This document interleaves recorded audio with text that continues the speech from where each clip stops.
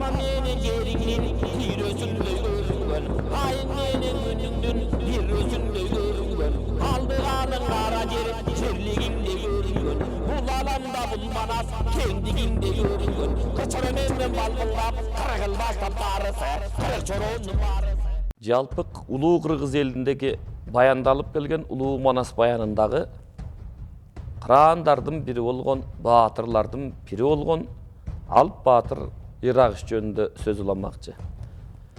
Ирагыш Баатыр башка баатырлардан айырмаланган, көрүп турса көз канган, укса кулак канган эрдиктери менен, аялымга жеткен теңдиктери менен калың жумурай журттун купулуна толгон баатыр.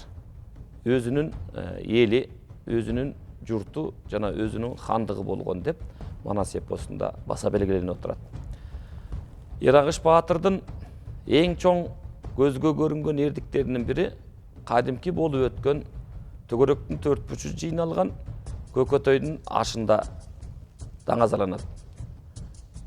Бул кадимки төгөрөктүн төрт бурчунан баатырлардын баары келип, ошол жерде чоң күрөш уюштурулуп, азыркы тил менен айтканда Кыргыздын бир келечектеги бир азыр дүйнөлүк олимпиада деп келебиз. Кыргыздын ошол учурдагы олимпиадасы деп койсок дагы болот. Ошол учурда төгөрөктүн төрт бурчун чогултуп, аш берип, ошол ашта жөн гана азыгын жеп, ашын ичип, бата кылып тарап кетпестен баардык журттун башын бириктирип баатырларды сынашкан. Ошол баатырларды сынаштырып, баатырлардын минген тулпарларын да сынашкан. Ошентип ат чаптырып турушкан. Ал эми андан дагы адамдын өмүрүнө коркунуч алып келген баатырларга найза берип, ошол Көкөтөйдүн ашында Манас менен Коңгурбай беттешкен. Мына дал ушул Көкөтөйдүн ашында жөөгүлүк, аркан тартыш жана башка Кыргыздын улуттук оюндары болуп турган мезгилде Рамандын ырчуулу жар чакырып баркылдап, майдан тартып баары журт барып турган жер ошол. Көргөндүн көөнү кайышып, көпчүлүктүрдү майышып деп сүрөттөлөт. Улуктар бизди жиберди, балбандан балбан чыксын дейт, айткандарды уксун дейт. Баатыр болсо балбаны багалектен чалышып, бирин-бири жыксын дейт деп ырчуулу жар салат. Мына ошол жар салган мезгилде Кытайдын дейт, ара жери ачылып, тозоң учуп басылып дейт. Мөндүлө ураан салып дейт. Түктүбай деген баатыр болгон экен, балбаны. Так ошол балбанды кармаш болсо бурутка бир кереги тиер деп ала келген балбаны деп сүрөттөлөт. Мына ошол Түкөбайды атайын күрөшкө дайындап алып келген экен. Ошол учурда Түктүү таман Түкөбайды майданга чыгып келгенде жалпы журттун ичинен анын дагы күрөшө турган адиси болгон. Ошол баатырлык деген башка саресеп салынып турса, ал эми балбандык деген бири-биринин белден алып, бири-бирин торуй чалып күрөшкөн ыкма башка болгон экен. Мына ошентип күрөшкө чыга турган ким болот деп баардыгы балбан тандап, алгачанда мурда Көкөтөйдүн ашында жолой менен кошой күрөшүп, намыстуу колдон кетирбей 80ден жаш ашканда серпилип буту басканда Кабылан Баатыр Кангошой жеңгендиги байкалган. Мына эми биз Түктүү таман Түкөбай менен балбаны чыкпай жеңе турган кезибиз деп Нескара жолой баш болуп, Коңгурбай Баатыр төш болуп, мына мынтип сыймыктанып турган кез эле.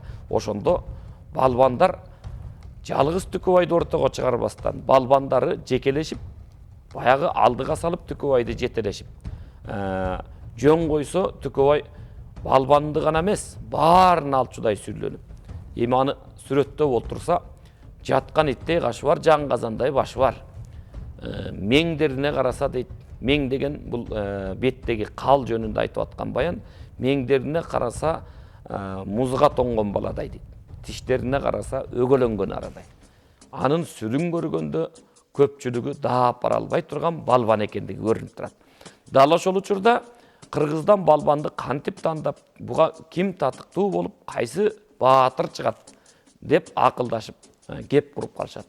Ошол учурда Каныкей энебиз кадимки Манас атабыздын 12 канат көтөрүлгөн хан өргөсүндө өзүнүн ашын камдап, кымызын сунуп, дүрдүйім тамақтарын беріп, қыз келіндер менен сый көрсөтүп, ошол жерде қан кошой баш болгон, алдын ала байкаган бал менен озун чайкаган касиеттүү Бакай хан менен биргеликте баарына сый көрсөтүп турган экен. Мына ошондо Кыргызда бир жакшы нарк анан салт болгон. Эгер адептүү келин ошондой баатырлардын, асылдардын, нарктуулардын астында бут аттап сөз баштаган эмес. Бир гана сөз берилүүчү кес болгон, ал кандын зайыбы болсо деген мыйзамдар болгон, жазылбаган. Мына Каныкей энебиз ошондой укукка ээ болуп турган кез экен. Баягы кайсы балбанды чыгарабыз деп турган мезгилде ушул Эрагыш баатырды сунуштаган Каныкей энебиз болот. Ошондо кайран энен Каныкей кылая басып күлмүңдөп, сүйдөсө сөзү жарашкан, көпчүлүк Каныкейдин баалуулугун билип карашкан, мындай жарым болсо деп табигат кошо самашкан деп айтылат. Мына ошондо Каныкей энебиз булая басып ортого келип, айып этпесеңиздер, аял дебесеңиздер, менин бир айтаар кебим бар. Балким ошол баатыр жарап кетип жүрбөсүн деп Каныкей энебиз сунуштайт. Анткени Каныкей энебиз өзү башка аял затынан жөн гана аял заты деп карап коюуга болбойт. Каныкей энебиздин өзүнүн улуу дүйнөдөгү, биз жашап жаткан, азыркы ушул жашап жаткан дүйнөдөгү өзүнүн ая аламдан тапкан улуу сыры болгон. Жана катылып жаткан көөдөндөгү ыры болгон.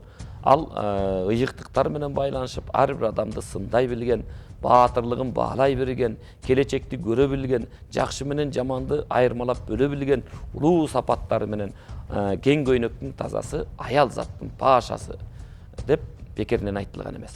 Ошондо Каныкей энебиз кебин баштап калат. Мына ошондо ушул Каныкей энебиздин уруксаат сурап турган мезгилде айгулагы калкандай батасы элди байыткан, акыл тапкан кайыптан кабылан кошой олуя алдын ала бата бердиле. Мына ошо Каныкейди сынап өттүле. Баатырдын көзү өткөндө жалгыз гана туа турган сенин туубастык жайың бар экен. Тууса да жөн туубай, сырттан туа турган жайы бар экен деп сындап кеткен жайы бар. Мына ошондо ошол кепти угуп турган Кан кошой баатырды тегерете баатыр, данышман, акылман, көсөм чечендер баатырлардын баары караганда Кабылан кошой сакалын көкүрө кылдыйсылап ошондо минтип баштаган экен.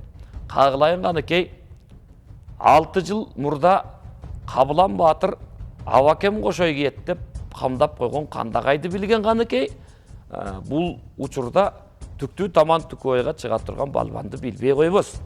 Бул Каныкей келечекти кең кылган, жашаса телегейди тең кылган, алдын ала көрө билген, жаман менен жакшыны, арам менен адалды, өйдө менен ылдыйды бөлө билген, асман менен жердин ортосундагы кайыптын сырын көкүрөгүнөн төгө билген зайып. Кана эмесе Каныкей, өзүң айта кой, кандай кебиң бар дегенде, ошондо Каныкей энебиз акырын үнүн бек чыгарбастан кылгыра сүйлөп айтып турган жер дейт. Кагылайын Абаке, кече кыз кезимде жүргөн жер, гүл токойду аралап, күлмүңдөп өмүр сүргөн жер. Жашчылыкты ошол жерде жашчылыгым изи калып өткөн жер. Ата кеме эркелеп, каректен жашым эркелеп кадимкидей төккөн жер.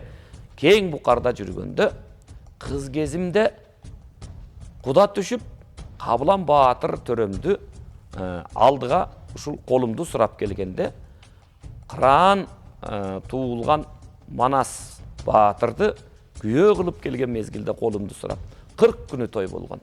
Ошол 40 күнү болгон тойдо кадимки баатыр Эрагыш өзүнүн балдагы жок колуна бүркүтүн кондуруп 40 күн бою көтөрүп жүрдү. Ошондо ушул Эрагыштын баатырлыгы кадимкидей Эрагыш бүткөн бою тарамыш, алышса адамдын алы жетпеген, бурасса буранын күч өтпөгөн баатырлыгын байкаганмын. Мына макул десеңиздер, ушул Эрагыштай баатырды күрөшкө чыгарса деп турамын. Деп Каныкей энебиз айтканда таазын баалагандыгын билип, кадимки Кабылан кошой баатыр атабыз ак батасын жайып, 40 чоронун баары аттанып чыгып, Эрагышты балбанга салган дешет. Мына Көкөтөйдүн ашында Эрагыштын эрдиги, ая аламга кийиндиги ушинтип көрүнгөн. Ошол күрөштө Түктүү таман Түкөбайды 2 күн 2 түн күрөшүп, баягы так көтөрүп кара ташты көздөй урган. Мына минтип Түкөбайдын жаны тынган деп айтылат. Эрагыштын баяны Манас эпосунда кыскача азын-олак ушундай кептер менен уланып келет.